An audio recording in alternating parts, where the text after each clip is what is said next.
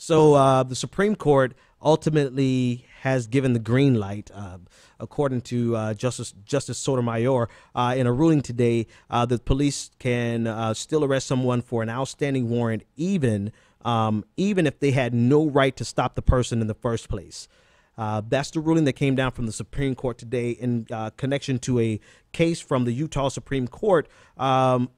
This Justice Clarence Thomas rendered the opinion. This is from Think Progress. You can find it all over the web, but I'm gleaming from the Think Progress. Justice Clarence Thomas reversed a Utah Supreme Court order to suppress evidence discovered by a police officer doing an illegal stop.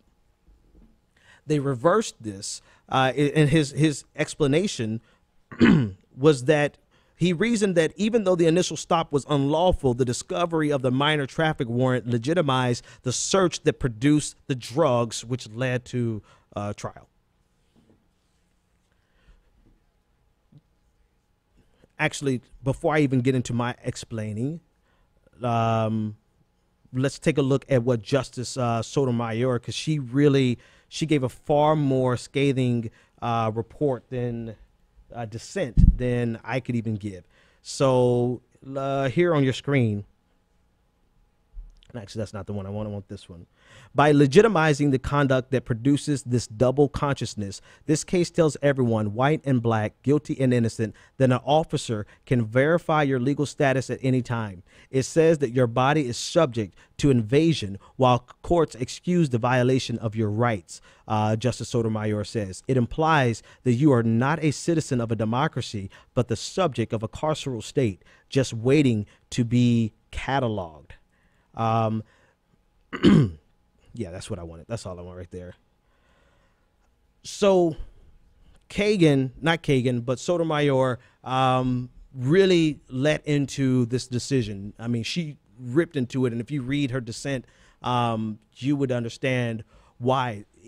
Particularly, she used the language of Ferguson.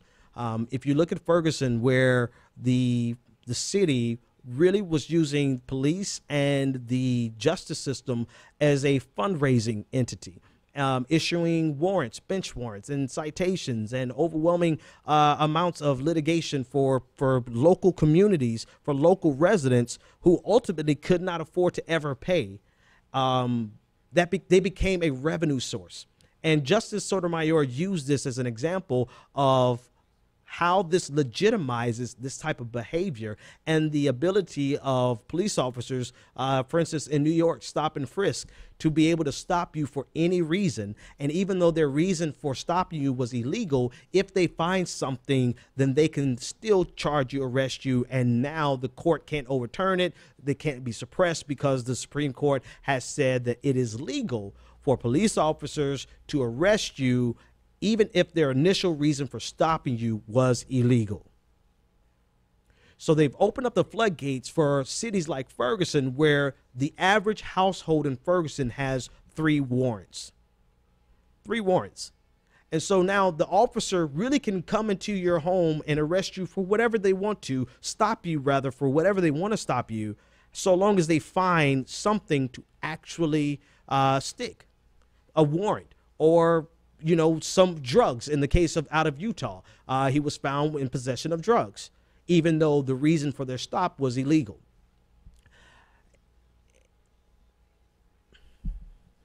I can't really add to how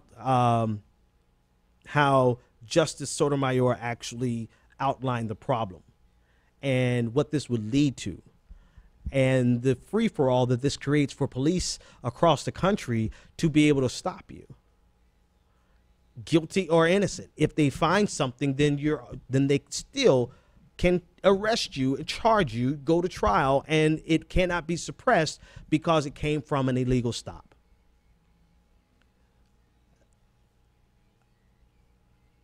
The only commentary, and I want you to go read the dissent yourself, because I don't want to add to her words. She actually expressly and explicitly explained how this is going to hurt particularly communities of color, right? But black people and white people across the board, all races, the guilty and the innocent, right?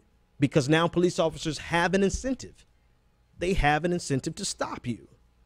because now if they find something, they could charge you without fear of ramifications, or not even ramifications, forget about ramifications, but without fear of that evidence being suppressed.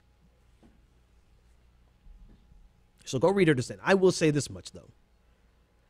I believe it was Kennedy, Thomas, obviously. It was Roberts, and if I'm not mistaken, Alito. Hang on. Let me just be sure. I don't want to call out the wrong people. Well, hell, I don't have it written down anywhere, so I'm just going off memory. Kennedy, who's actually seen as a swing vote, voted for this. And Supreme Court appointments matter. Very much so, because this decision will have far-reaching ramifications in the lives of every day. Sometimes the decisions seem far off. This will have immediate ramifications on the lives of people on trial. So these decisions really make it. They not only the decisions, but appointments really do matter.